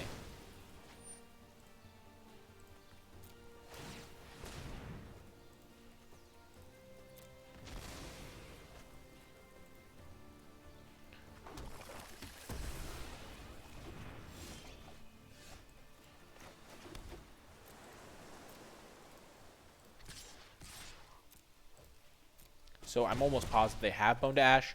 So I'm just going to wait. My Elvish Reclaimer is going to be a threat. Eventually I'm going to draw a card that I'm happy to bait with. Okay, perfect. They got sick of waiting on it. And now I get to play my Gargos, which is one of my best cards. And I'm almost positive they had it. Even if they don't have it, I'm fine waiting because the odds of them having it are so high. Because if they don't have it, they've just been like wasting all their turns. Okay. Let's get another forest here.